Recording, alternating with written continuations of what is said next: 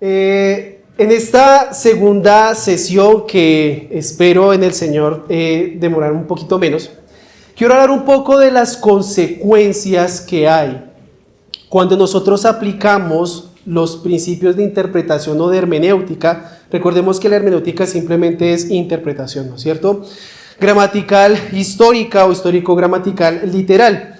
¿Por qué hablo de consecuencias? Porque no es solamente decir es que yo interpreto la Biblia por lo que dice, ¿de acuerdo? Por lo que dicen sus palabras, respetando las figuras de dicción y demás, sino que lo aplico, recuerden, de una manera coherente, congruente y constante. Ese principio, el co o las tres co, coherente, congruente y constante, va a ser fundamental.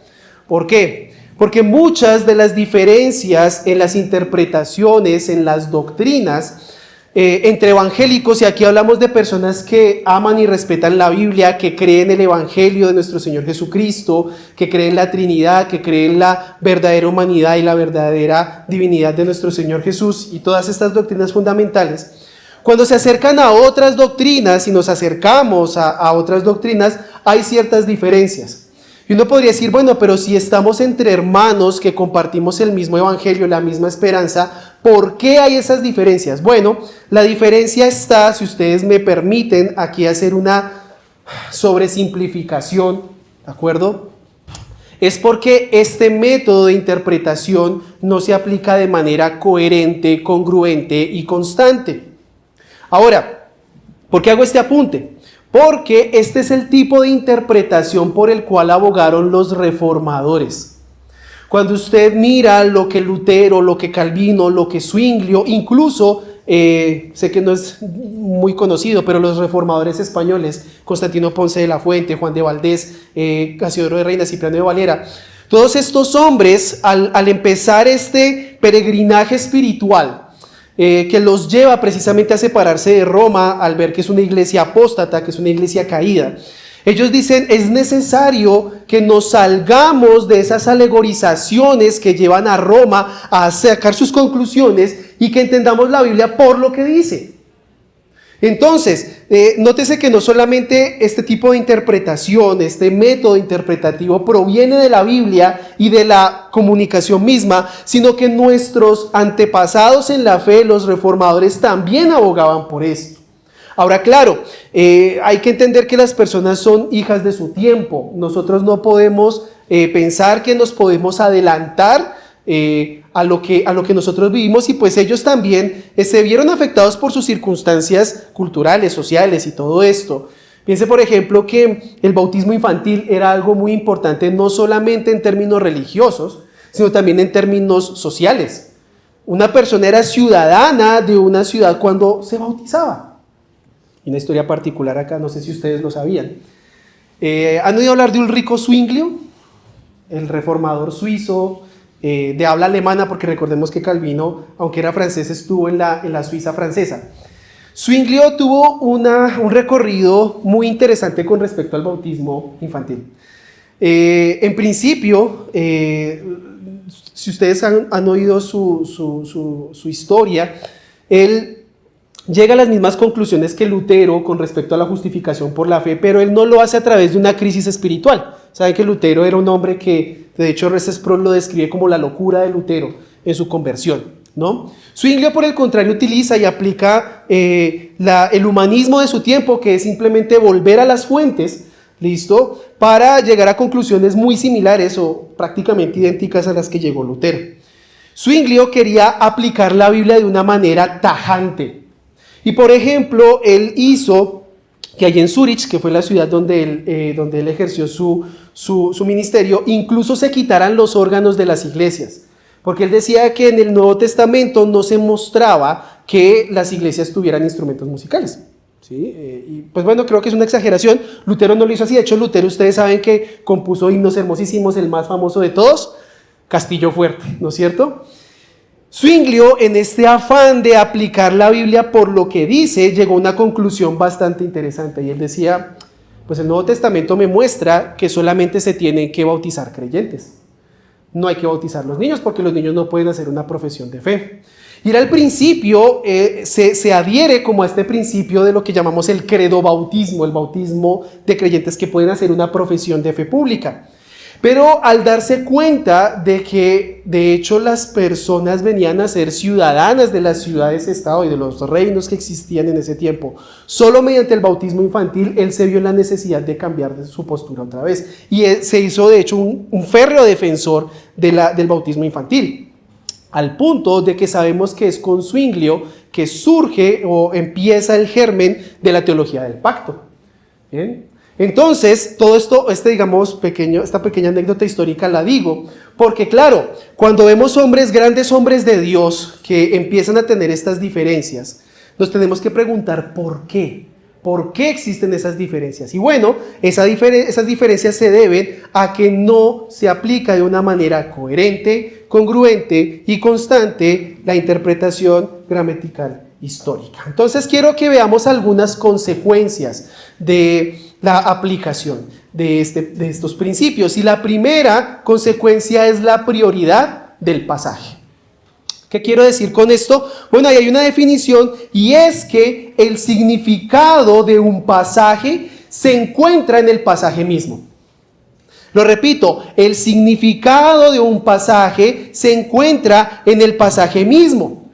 Ahora, es verdad que hay otros pasajes que podrían arrojar una luz adicional acerca de ese pasaje en cuestión. Pero si yo quiero entender el significado de un pasaje, lo voy a encontrar en ese pasaje, sin importar que esté hablando del Nuevo Testamento o del Antiguo Testamento. ¿Por qué? Porque ya aquí empezamos a notar esos matices entre nuestros hermanos que pueden tener otras posturas. Hay quienes dicen no, el Nuevo Testamento debe tener prioridad sobre el Antiguo. Y siempre he dicho que esto no es del todo correcto. Lo que se quiere hacer es aplicar un principio teológico encima de un principio hermenéutico. Pero bueno, más allá de estas cosas, hay hermanos que dicen, y hermanos que yo amo y que yo respeto, que admiro, pero que dicen, miren, el Nuevo Testamento debe tener prioridad sobre el Antiguo. Pero lo que nosotros vemos cuando aplicamos estos principios de los que hemos hablado en nuestra primera sesión, una consecuencia natural es que el significado de un pasaje está en ese pasaje mismo. Y de nuevo quiero que volvamos al caso del Decálogo, de las 10 palabras o de los 10 mandamientos. Pensemos por un momento, qué sé yo, en el sexto mandamiento, en la sexta palabra. ¿Cuál es el sexto mandamiento?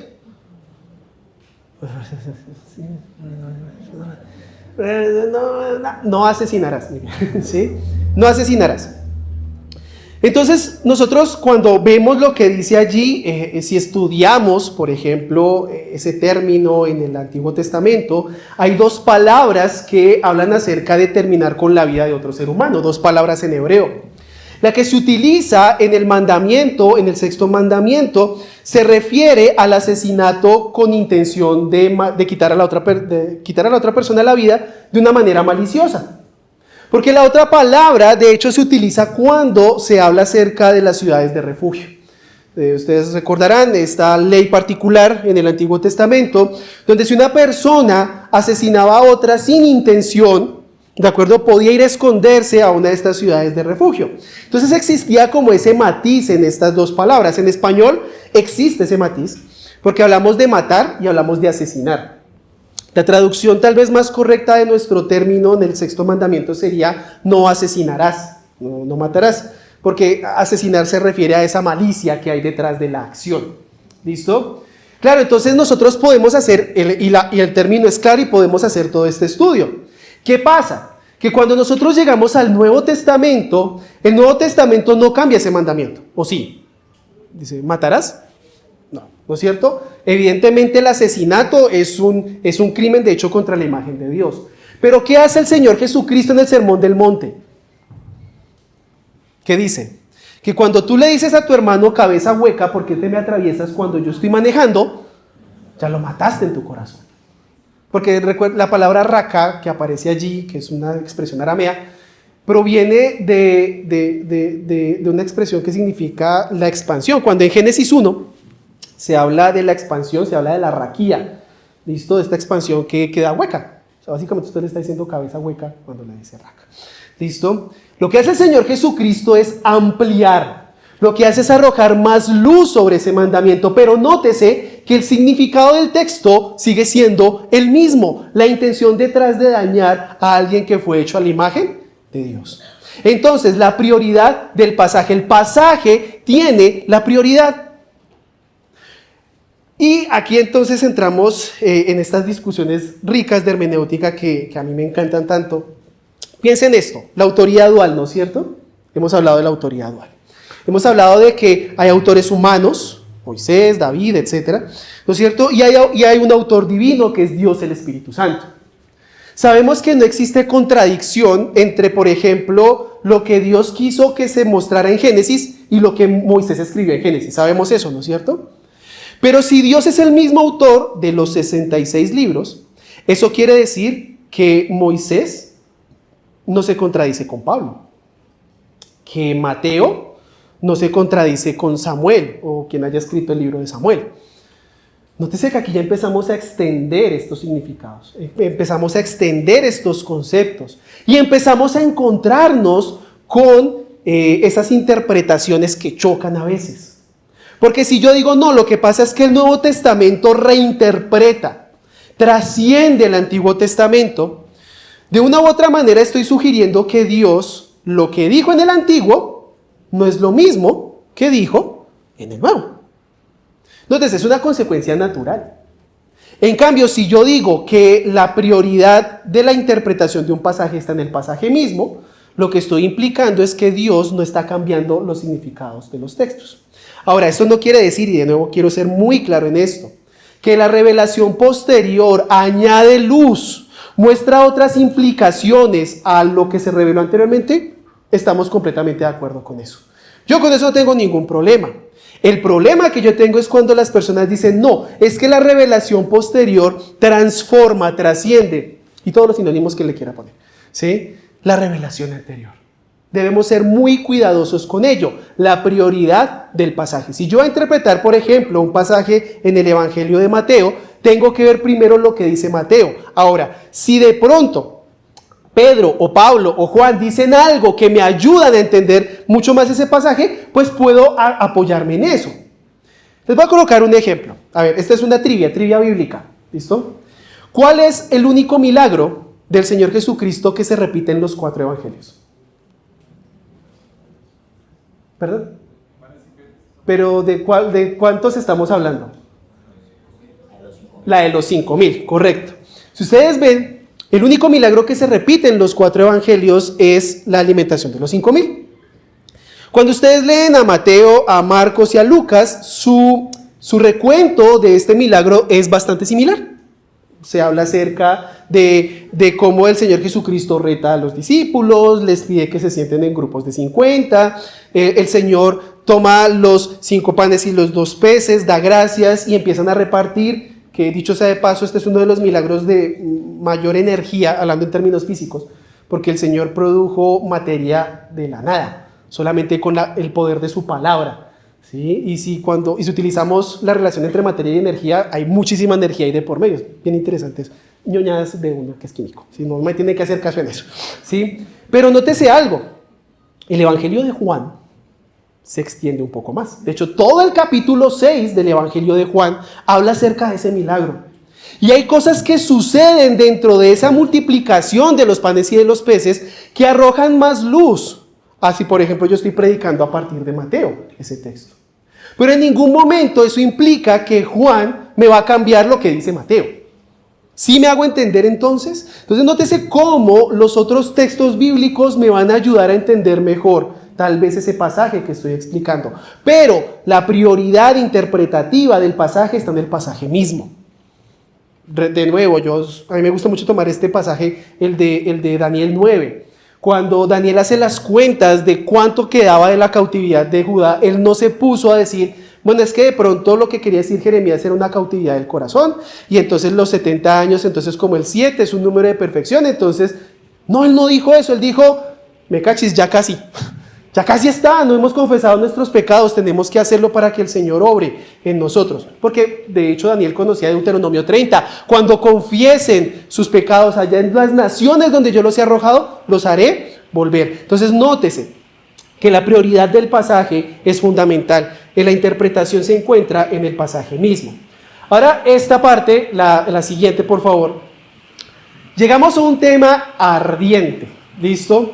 Sobre todo en los últimos años se ha escrito mucho acerca de la tipología, ¿listo?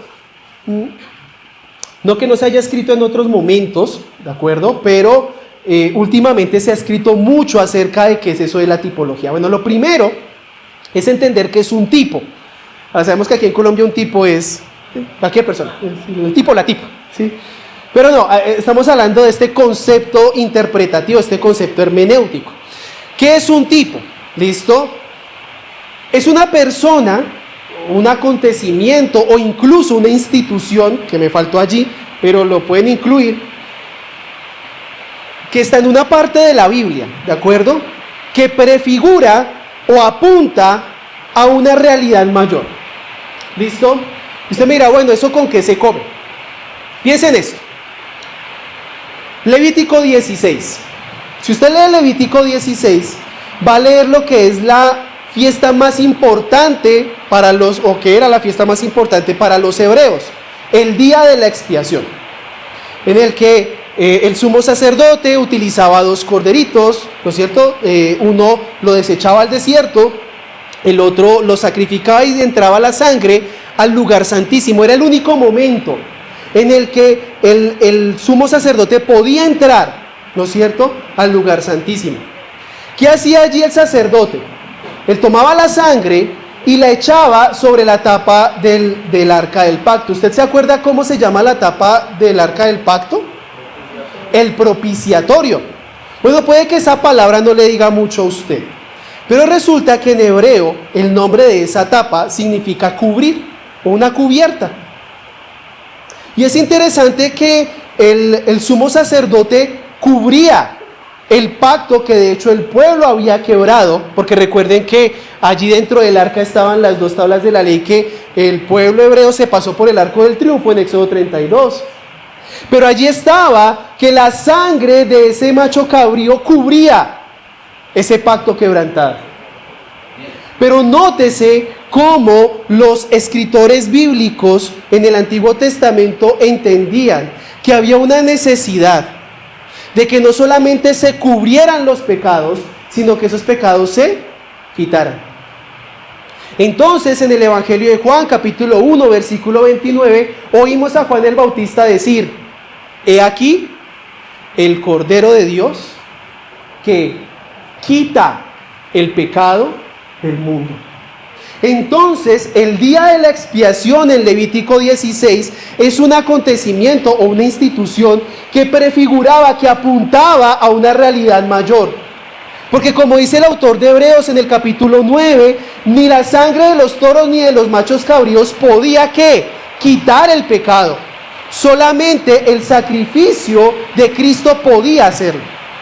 Entonces nótese cómo vemos que la Biblia muestra estos tipos, estas realidades que apuntan a realidades mayores. Eso es un tipo.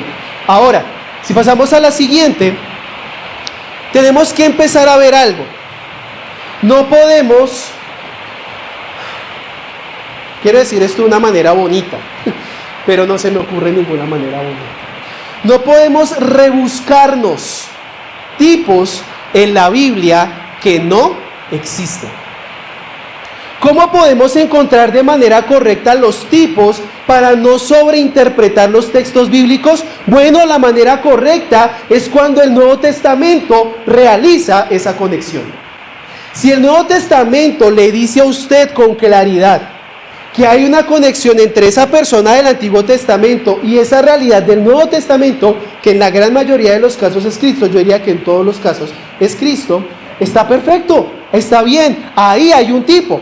Y he puesto 3 ejemplos acá para ilustrar este principio. Yo quiero que me acompañen sus Biblias a Romanos 5. ¿Listo? Romanos 5.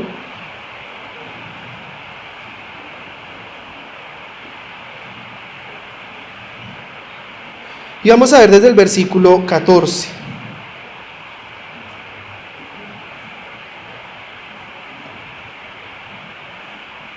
Y vamos a leer hasta el versículo 21. Voy a leer solamente igual ahí tienen otros ejemplos. Listo, que pueden ver acerca de los tipos.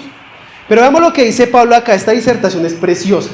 Dice, sin embargo, la muerte reinó desde Adán hasta Moisés, aún sobre los que no habían pecado con una transgresión semejante a la de ¿quién? Adán. Ya sabemos que aquí hay una figura importante, el cual es ¿qué? Figura del que había de venir. Entonces nótese que Pablo está diciendo que Adán era una figura, un tipo de alguien que había de venir. Pero miren lo que dice, pero no sucede con la dádiva como con la transgresión. Versículo 15, porque si por la transgresión de uno murieron los muchos, mucho más la gracia de Dios y el don por la gracia de un hombre, Jesucristo, abundaron para muchos. Tampoco sucede con el don, con lo que vino por medio de aquel que pecó, porque ciertamente el juicio surgió a causa de una transgresión, resultando en condenación, pero la dádiva surgió a causa de muchas transgresiones, resultando en justificación. Nótese lo que está haciendo Pablo. Pablo está diciendo, mire, por culpa de Adán y de una sola transgresión pasó todo esto. Pero ahora Jesucristo, que es esa realidad mayor, ¿no es cierto? Por causa de muchas transgresiones ahora trae ¿la qué? La justificación. Entonces, si usted quiere encontrar un tipo en la Biblia, es decir, esta persona, este acontecimiento, esta institución, que prefigura una realidad mayor, tiene que notar que el Nuevo Testamento apunte a eso. Si no lo hace, no existe ese tipo. No existe, es simplemente algo que ha surgido de una interpretación forzada. Ahora, si pasamos a la siguiente para no quedarnos en esta. ¿Listo? Mira este principio importante en la siguiente diapositiva. La hermenéutica histórico-gramatical no permite que el intérprete, y eso ya lo dije, rebusque tipos. No es como que, bueno, cualquier cosita, esto es un tipo de Cristo o esto es un tipo de la iglesia, ¿por qué? Alguna relación debemos encontrar. No. Si el Nuevo Testamento no es explícito en encontrar esos tipos, en señalarlos, no tenemos por qué rebuscarlos. ¿Listo? A esto se le llama interpretación tipológica. Es decir, que tratamos de buscar tipos por todos lados. De nuevo, ya puse 3 ejemplos, hay otros tantos que podemos mostrar acerca de lo que es un tipo. Pero el texto debe mostrar de manera clara que esa relación tipológica existe. Si no, no se molesta. ¿Listo? Entonces, una primera consecuencia, ya lo vimos, la prioridad del pasaje. La interpretación, el sentido del pasaje está en el pasaje mismo. Una segunda consecuencia es que hay tipos en la Biblia, pero no tenemos que interpretar de manera tipológica. ¿De acuerdo? La interpretación es igual en todo momento y creo yo, y estoy convencido de esto, que la interpretación histórico-gramatical nos lleva a ver esos tipos. Entonces está claro, en Romanos 5 lo dice. ¿De acuerdo? El libro de Hebreos también nos muestra algunos tipos de lo que se hacía en los rituales del Antiguo Testamento con respecto a Cristo. Ahí también tenemos esas similitudes. El hecho de que Pablo diga que Cristo, nuestra Pascua, ha sido ya sacrificada en 1 Corintios 5, nos muestra que la Pascua también era algo que prefiguraba, que apuntaba a una realidad mayor que es Cristo. El hecho de que en Mateo 2 cite el profeta Oseas allí, muestra que Cristo es la cabeza corporativa de Israel que va a salvar al pueblo de Israel. ¿De acuerdo? Y ya hablaremos un poco de ese tema que es bastante candente. Yo sé que es un tema bastante álgido, pero vamos a ver qué es una consecuencia de lo que hemos visto. Bien, siguiente. Y esto es muy importante. Continuidad, expectativa, cumplimiento. ¿Cómo así? ¿Cómo es eso? ¿Sí? Bueno, cuando usted lee el Antiguo Testamento, usted se va a dar cuenta de que hay muchas cosas que se espera que sucedan. Por ejemplo, vamos a Deuteronomio 30. Yo quiero poner este ejemplo así, que lo leamos para que quede muy claro. Mire, Deuteronomio 30. De nuevo, si usted es de los míos, Yo siempre digo esto porque a mí me tocaron unas cosas en ciertas iglesias que, bueno, ni para qué los pongo a llorar. O a reír, depende de cómo esté su sentido del humor. Pero una de las cosas que sucedió en alguna de las iglesias a las que yo asistí es que le enseñaban a usted que Deuteronomio 28 era un texto que usted podía aplicar a su vida, sobre todo los primeros 14 versículos.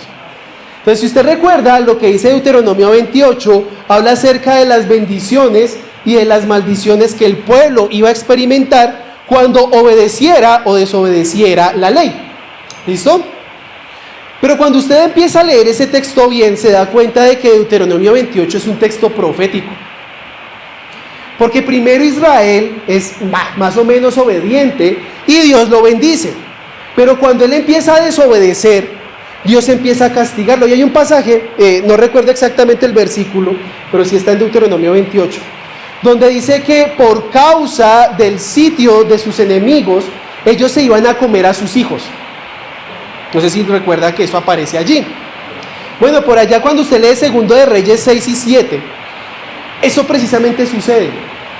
En el reino del norte, los enemigos están rodeando a la nación de Israel y el rey está pasando por la muralla. Y no sé si recuerdan la historia, una mujer se le acerca y le dice: oh rey, hazme justicia. Quedé de acuerdo con mi vecina para comernos a nuestros hijos porque el hambre es muy grande en la ciudad.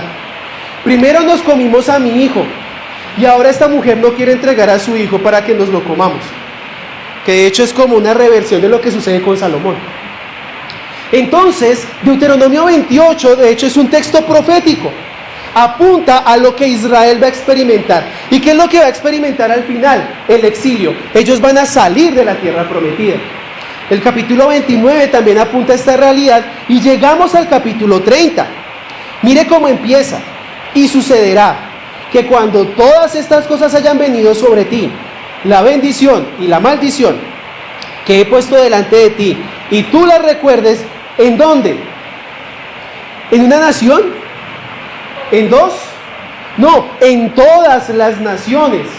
Esto ya nos apunta a algo. En todas las naciones a donde el Señor tu Dios te haya desterrado, y vuelvas al Señor tu Dios y tus hijos, tú y tus hijos, y lo obedezcas con todo tu corazón, con toda tu alma, conforme a todo lo que yo te ordeno hoy, entonces el Señor tu Dios te hará volver de tu cautividad y tendrá compasión de ti y te recogerá de nuevo de entre todos los pueblos a donde el Señor tu Dios te haya dispersado. Fíjense que hay una expectativa. ¿Cuál es esa expectativa?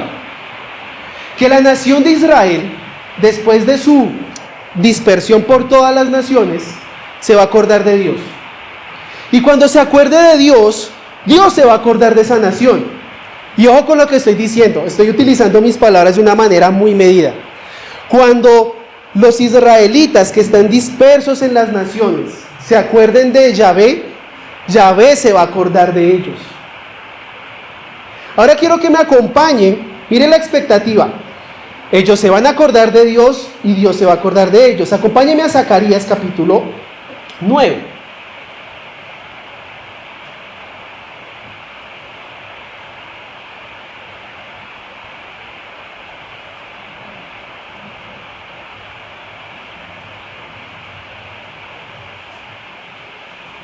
Perdón, se me perdió el versículo, les ofrezco disculpas. Estaba seguro de que era Zacarías 9 y ahora se me perdió.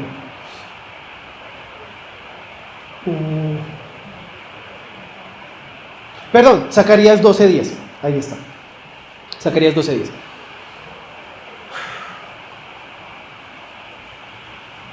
Recuerden la expectativa. Recuérdenla.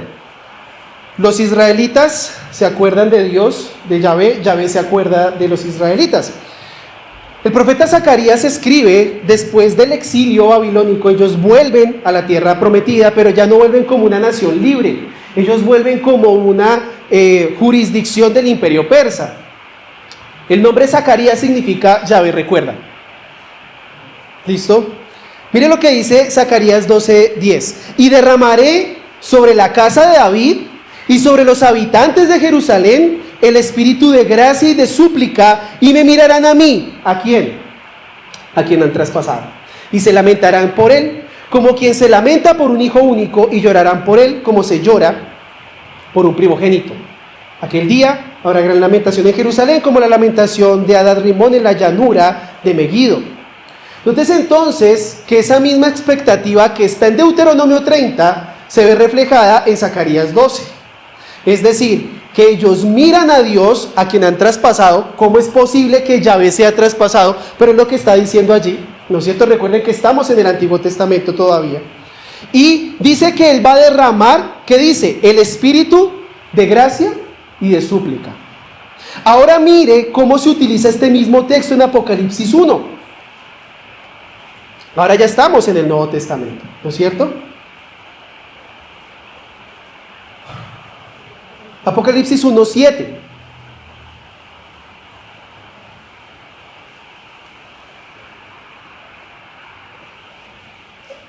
Un libro maravilloso, ¿no es cierto? Más allá de las disputas escatológicas que puede haber y demás, creo que es un libro que nos da mucha esperanza, nos muestra que ganamos, hermanos. Bueno, no ganamos, el Señor ganó por nosotros, ¿sí? Y creo que ese es un mensaje que podemos aplicar del libro en general del Apocalipsis. Pero cuando el Señor hace su presentación antes de empezar esta revelación a Juan, ¿listo? En este prólogo del libro del Apocalipsis, que yo siempre he dicho, el Apocalipsis es una carta, no es un libro profético, es una carta que contiene elementos proféticos. Dice el versículo 7, he aquí, viene con las nubes, y todo ojo le verá, aun los que le traspasaron, y todas las tribus de la tierra harán lamentación por él. Sí, amén. Nótese entonces cómo la expectativa del Antiguo Testamento permanece y, podríamos decirlo de esta manera, se cumple con la profecía del Nuevo Testamento. Claro, algunos dirán, no, es que aquí está hablando de todas las tribus de la tierra. Pero nótese que aquí el autor está utilizando los conceptos de Deuteronomio 30 y de Zacarías 12 para demostrarnos que esa expectativa se conserva entre los testamentos.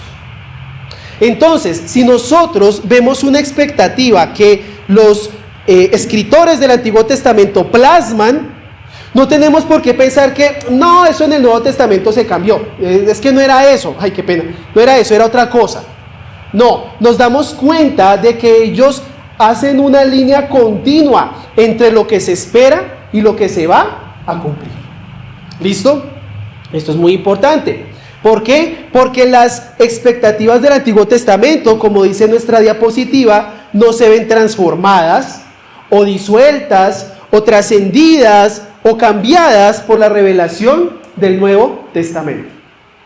Alguien dirá, bueno, pero por ejemplo, y aquí obviamente entramos en todas estas discusiones acerca de escatología. Alguien dirá, bueno, pero es que, por ejemplo, sí, se habla de que Dios va a restaurar el reino a Israel. Usted ve el Antiguo Testamento y está lleno de eso. Pero es que el Nuevo Testamento no es que hable mucho acerca de eso, solamente un pasaje. Hechos 1:6 al 8. ¿Sí? Solamente un pasaje habla de eso. La verdad es que el Nuevo Testamento está silencioso. Dios guardó silencio frente a esa expectativa. Entonces podemos afirmar que Dios no va a restaurar el reino de Israel. Es lo que muchos enseñan. Sin embargo, creo que esa es una concepción un tanto delicada, porque Dios no guardó silencio. Si Dios dijo que iba a restaurar esa gloria de Israel en un reino teocrático en el futuro, pues ya lo dijo. ¿Para qué lo va a repetir en el Nuevo Testamento? El Nuevo Testamento muestra otras cosas, ¿de acuerdo? Amplía sobre esa revelación, pero en ningún momento la transforma, la cambia o la trasciende. Fíjense, estamos aplicando la interpretación histórico-gramatical de una manera coherente, congruente y sobre todo constante a todos los textos bíblicos. Y recuerden, hablando de las consecuencias, el hecho de que el autor divino no se contradice con los autores humanos. El autor divino no se contradice con los autores humanos. Y ya me faltan 2 diapositivas, ya casi. ¿Sí? Sigamos. ¿Qué otra consecuencia encontramos en la... siguiente, por favor. Ahí está. Es un lag ahí que hay en la transmisión de la exposición. Otra consecuencia que nos vamos a encontrar cuando aplicamos estos principios de interpretación, es que el plan de Dios es holístico. Esta es la palabra ficticia, ¿no? Bueno, el plan de Dios es integral. ¿Listo? Holístico significa eso, integral. De nuevo, cuando uno lee o escucha a predicadores, teólogos que son muy amados por nosotros, que los respetamos, que los admiramos, va a suceder algo. Ustedes tal vez han escuchado esto, la revelación bíblica, ¿qué es? O cómo se puede dividir en la creación, en la caída, en la redención y en la consumación, ¿no es cierto? Entonces, la creación, la caída, la redención y la consumación. ¿Tiene sentido? En principio tiene sentido, porque piénselo, Génesis 1 y 2 la creación, Génesis 3 la caída, tenemos al Señor Jesucristo, que es la redención, y tenemos Apocalipsis 21 y 22, que es la consumación. ¿Pero no le hizo falta algo? Creo que le hizo falta el resto de Génesis, todo el Antiguo Testamento y una buena parte del Nuevo Testamento. A este tipo de acercamiento de la trama bíblica o de la historia bíblica se le llama la historia redentora. ¿Por qué? Porque hace énfasis en la salvación personal de los pecadores. Ahora, no quiero que me malinterprete, por favor. La salvación de los pecadores es un concepto fundamental en la Biblia, en todo el consejo de Dios, en toda la Biblia. Si no, usted ni yo estaríamos acá. ¿Listo? No estaría usted cantando que Él me sostendrá incluso en las situaciones más difíciles, ni estaría alabando a Dios por ese glorioso intercambio. No me malinterprete. La obra de salvación de Dios es muy importante en la Escritura, pero no es lo único que Dios hace. Por eso decimos que una de las consecuencias de aplicar estos principios de interpretación histórico-gramatical es que el plan de Dios es integral. No solamente aborda la salvación de personas, que es algo glorioso, y de nuevo lo digo, no me malinterpreten, no lo estoy minimizando, sino que incluye otras cosas. Dios busca establecer su reino. Dios busca restaurar la creación, hermanos. ¿Ustedes creen que es muy bonito ver que las personas, incluso los creyentes, se mueren? Eso es muy triste, claro. Nosotros tenemos la esperanza de que el creyente cuando muere, duerme, está descansando en Cristo. Amén. Que es el mensaje de 1 Tesalonicenses 4. Pero aún así, es muy triste saber que nosotros nos acercamos día tras día a la tumba. ¿Ustedes creen que de verdad ese es el diseño de Dios para mostrar su gloria? No. Porque de hecho sabemos que cuando Cristo resucita de entre los muertos, lo hace para vencer la muerte de una vez por todas, y que nosotros recibiremos un cuerpo como el de Él para jamás morir. Amén. Pero no solamente eso, no es solamente nosotros los que estamos involucrados en ese proceso de restauración, sino que es toda la creación. Porque toda la creación está sometida a la segunda ley de la termodinámica, que la energía útil para hacer trabajo está disminuyendo, la entropía. Pero ese no era el plan original de Dios. Pues no me malinterprete, obviamente estaba en el plan de Dios. Pero el trazo, lo que Él quiere mostrar en su reino, no es eso, no es el decaimiento, no es la muerte. Por el contrario, es la vida eterna que se refleja en toda la creación restaurada. Que Dios tiene un plan no solamente para la iglesia, sino para las naciones. Usted me dirá, bueno, ¿cómo así? ¿No se supone que pues la iglesia es una y ya, y listo?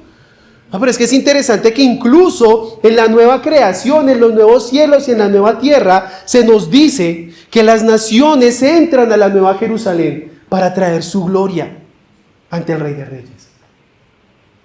Entonces nótese cómo el plan de Dios en la Escritura no solamente tiene que ver con la salvación de pecadores. Ese no es el objetivo último de Dios.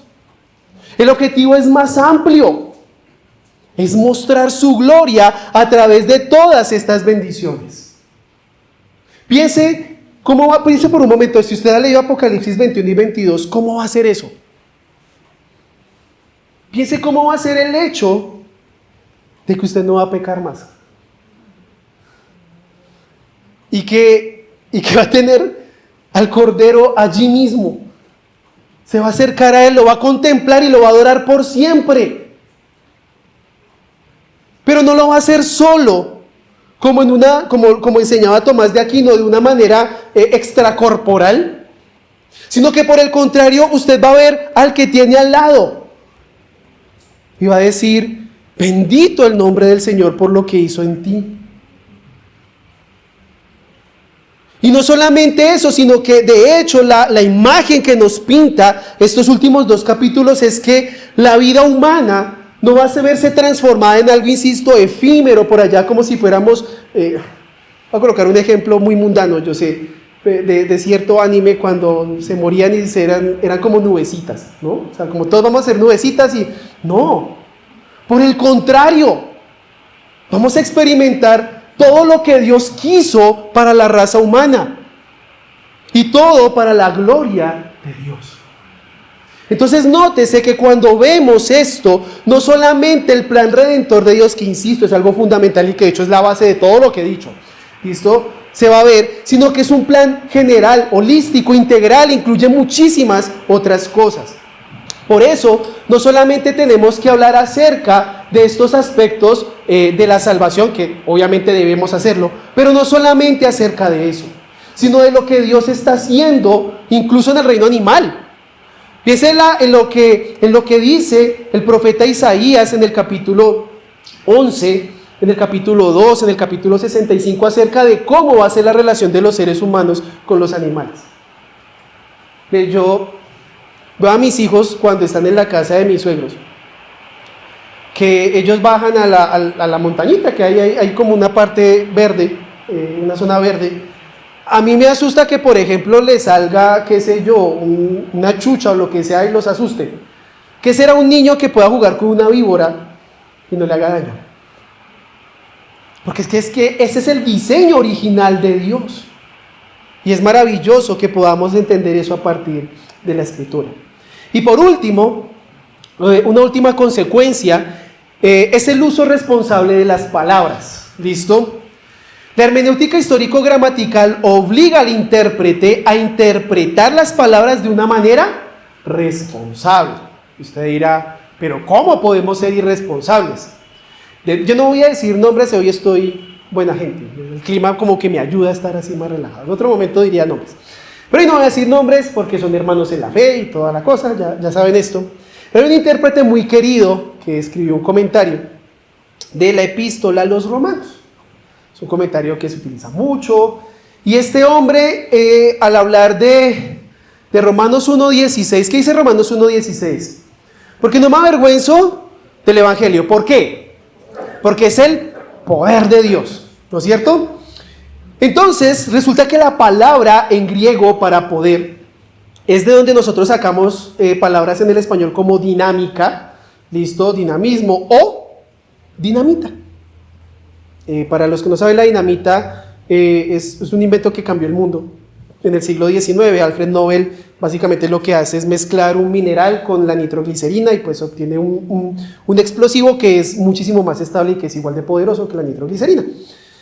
Bueno, la dinamita. Entonces este autor nos dice que el Evangelio es la dinamita de Dios para salvación.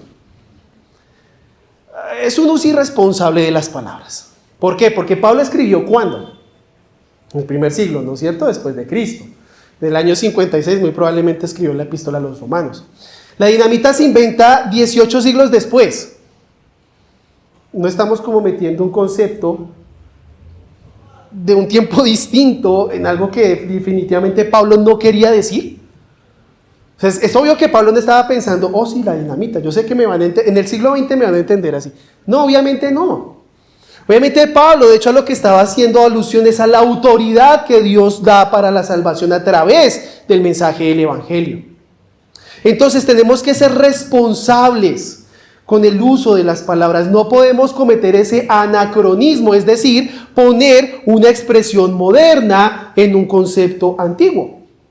Si se hiciera una excavación, por ejemplo, no sé, en algún municipio aquí cerca de Medellín, y se encontrara una tribu indígena de hace 600 años, Y resulta que en el cacique le encontraron en la mano un celular.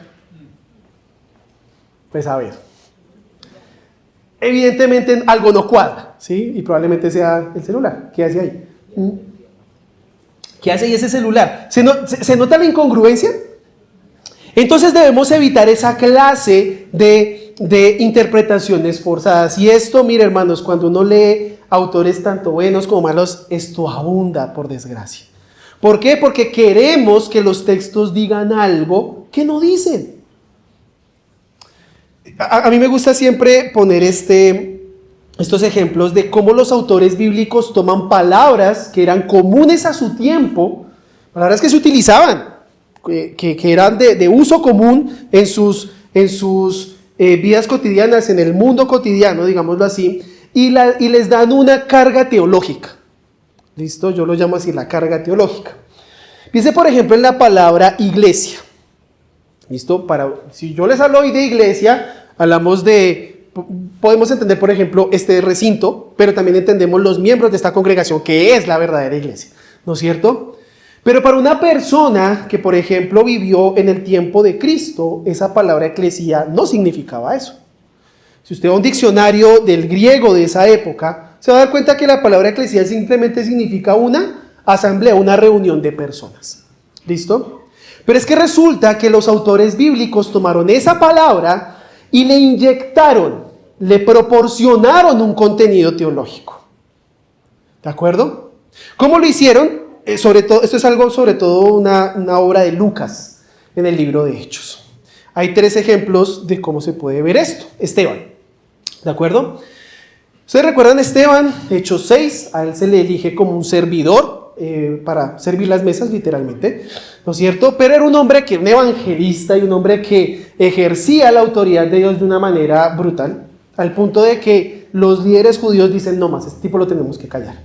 Lo llevan ante el Sanedrín, empieza el juicio, y cuando Esteban empieza su defensa, él hace un recuento del Antiguo Testamento, ¿sí o no?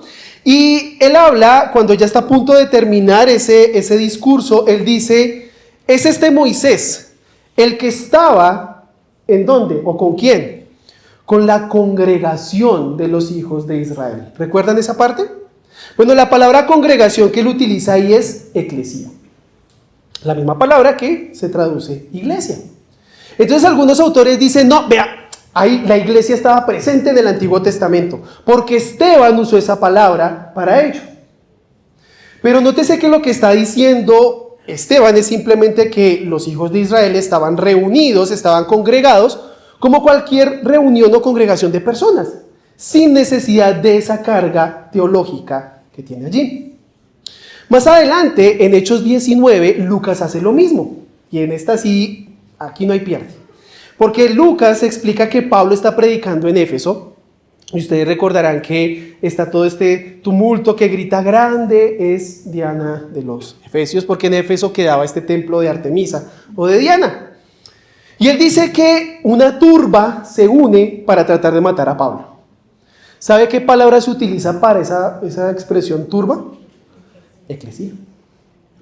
Entonces nótese cómo Lucas utiliza esa palabra en su uso normal, o sea, como se utilizaba en ese tiempo, pero al mismo tiempo, cuando se refiere a las congregaciones cristianas, empieza a inyectar ese contenido teológico en esa palabra, eclesía. Entonces debemos ser muy precisos a la hora de leer las palabras.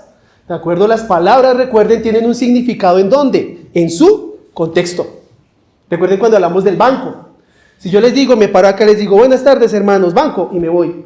Sí, pues usted va a quedar en nada. Pero si yo les digo, buenas tardes hermanos, me disculpo porque llegué tarde, la fila del banco estaba terrible, usted ya la tiene clara. Entonces, si entendemos las palabras dentro del contexto, eso nos va a ayudar entonces a utilizar las palabras bien. Y lo mismo sucede con otras muchas palabras, ¿sí? Tribulación, por ejemplo, la palabra thlipsis en el griego, ¿no es cierto? Porque a veces la tribulación es una tribulación muy personal, a veces es simplemente los avatares de la vida, pero a veces esa tribulación es algo muy específico, es un momento muy específico que es escatológico. ¿Cómo podemos determinar ese significado? Bueno, seamos responsables con los usos de la palabra. Si la palabra está en un contexto en el que se dice, por ejemplo, a través de muchas tribulaciones es necesario que entremos al reino de los cielos, pues los profetas, Simón y Judas, no están diciendo, vamos a atravesar la tribulación. Ellos no están haciendo referencia a la gran tribulación. Están diciendo simplemente que la iglesia es sufriente y que la iglesia va a padecer persecución. Entonces, de nuevo quiero que repasemos un poco esto acerca de las consecuencias de utilizar este método histórico-gramatical, y recuerden utilizarlo de manera coherente, congruente y constante. Lo primero es la prioridad del pasaje, ¿no es cierto? Entonces, priorizamos el significado de un pasaje dentro del pasaje sin quitar, y esto quiero que sea claro, sin quitar que otros pasajes puedan arrojar luz a este texto. Les podría colocar el ejemplo del Salmo 2. El Salmo 2, ustedes saben que es un salmo, ¿cómo inicia el libro de los Salmos? El Salmo 1 es un salmo de sabiduría, ¿no es cierto? Bienaventurado el hombre que no anda en el camino de los perversos, que no se detiene, ¿no es cierto?, en la senda de los malvados, que no se sienta en la silla de los escarnecedores, sino que en la ley del Señor está su deleite y en su ley medita día y noche. Será como árbol plantado junto a aguas que su hoja nunca cae y siempre da su fruto a su tiempo, no así los malvados, que se secan como el tamo del viento, que el Señor conoce el camino de los justos, pero el camino de los malvados no lo conoce, ¿no es cierto? Ese es el Salmo 1. ¿Cuál es el Salmo 2? Los pueblos se agitan, las naciones se levantan. ¿Contra quién? Contra Dios y contra su ungido. Traman contra él, vamos a sacudirnos sus cadenas, pero el Señor se burla de ellos, y yo he declarado que este es mi hijo, que a él he entregado las naciones para que las rija con vara de hierro. Es interesante porque los salmos empiezan apuntando de una manera muy particular a Cristo. Primero, como el hombre que es bienaventurado, porque solamente Cristo es ese hombre bienaventurado del Salmo 1. Y al mismo tiempo en el Salmo 2 se muestra que es Cristo ese rey, ese ungido, el Mashiach, el que tiene la unción de gobernar.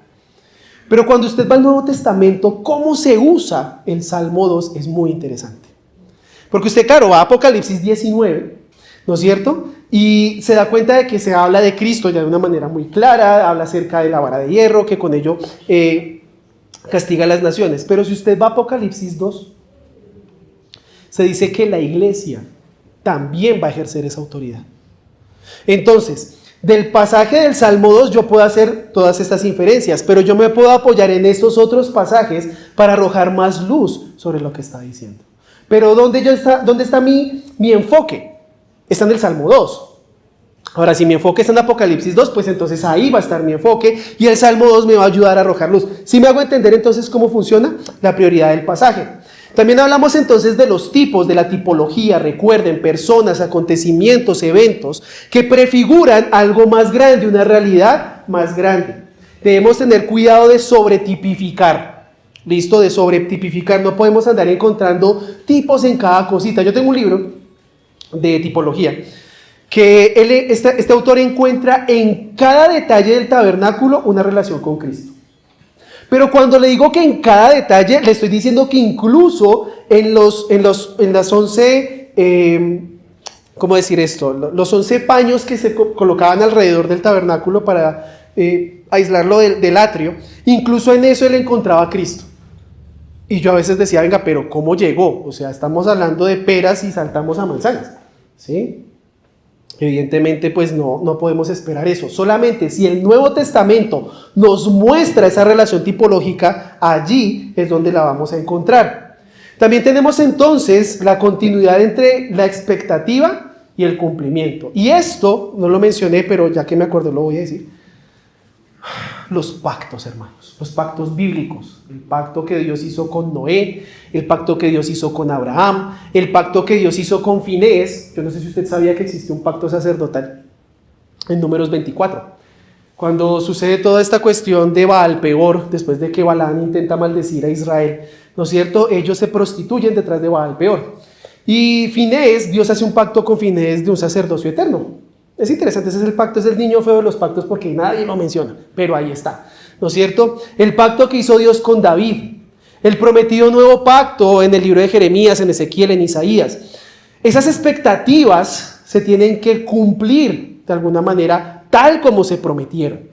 ¿De acuerdo? Y ya vimos un ejemplo acerca de esta expectativa cumplimiento en Deuteronomio 30, Zacarías 12, Apocalipsis 1.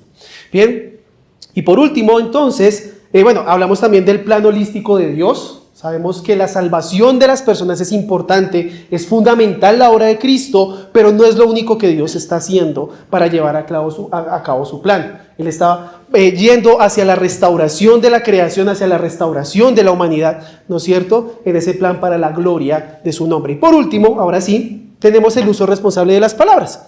Entonces no podemos imponer significados sobre las palabras que no tengan. Recuerden este caso de Romanos 1:16. Mire, si usted se acuerda de ese caso, créame que va a tener más cuidado a la hora de aplicar significados raros. Ustedes, no puede ser la dinamita de Dios no tiene sentido. Incluso si usted lo piensa, la dinamita es algo que genera destrucción, desorden, ¿sí? El evangelio es todo lo contrario. Entonces hay que ser muy cuidadosos con esto. Bien, hermanos, hasta aquí esta segunda sesión. Ahora, hasta el momento, nadie me ha pasado preguntas. ¿Listo? Hasta el momento. Todas me las pueden pasar. Si no es así, yo tengo unas preguntas preparadas, ¿de acuerdo? Eso suena un poco como, arreglaron el partido. Sí, más o menos. ¿Sí? Pero que también son preguntas que probablemente les haya surgido a ustedes. Y quiero hacer un pequeño énfasis en la escatología. ¿Listo? Porque es allí donde vamos a ver sobre todo estas diferencias interpretativas, pero que vamos a darnos cuenta de que al aplicar estos principios, pues vamos a llegar a respuestas objetivas y no subjetivas. Bien, hermanos.